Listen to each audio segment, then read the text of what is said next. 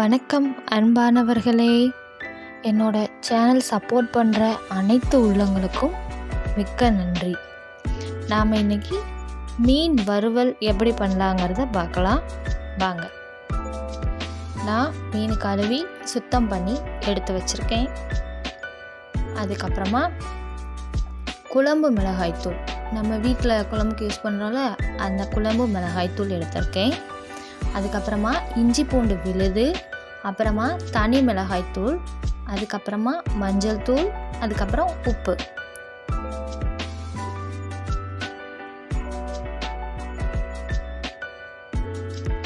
நம்ம ஃபஸ்ட்டு உப்பு போட்டுக்கலாம்.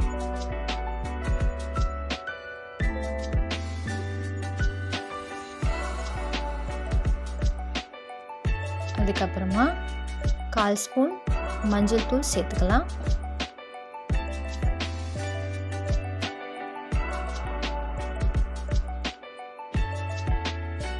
அதுக்கப்புறமா குழம்பு மிளகாய் தூள் சேர்த்துக்கலாம் 2 ஸ்பூன்.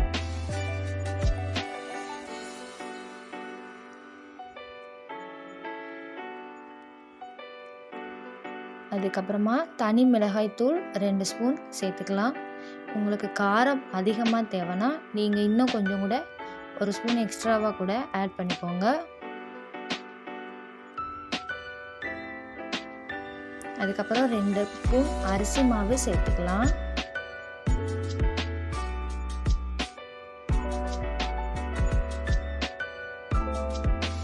அதுக்கப்புறம் 1/2 ஸ்பூன் இஞ்சி பூண்டு விழுது சேர்த்துக்கலாம்.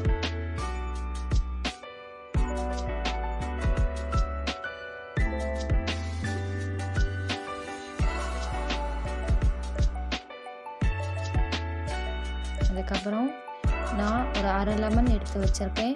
அந்த லெமனும் அதில் பிழிஞ்சு விட்டுக்கலாம்.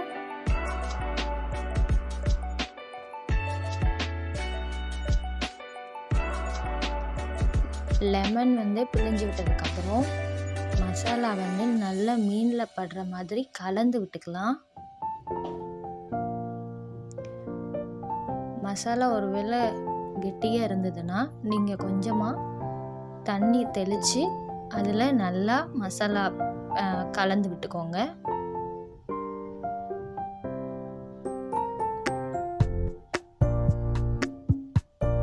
மசாலா மீனில் நல்லா படுற மாதிரி கலந்து விட்டு எடுத்துக்கோங்க.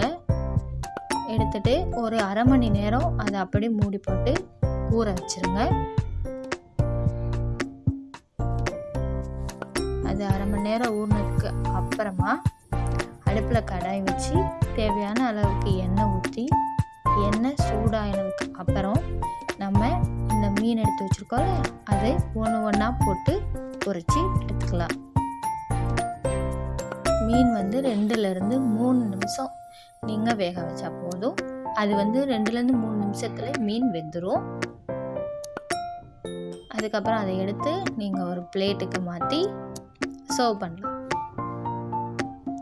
அவ்வளவுதான் அன்பானவர்களே, நம்மளோட மீன் வறுவல் ரெடி ஆயிடுச்சு.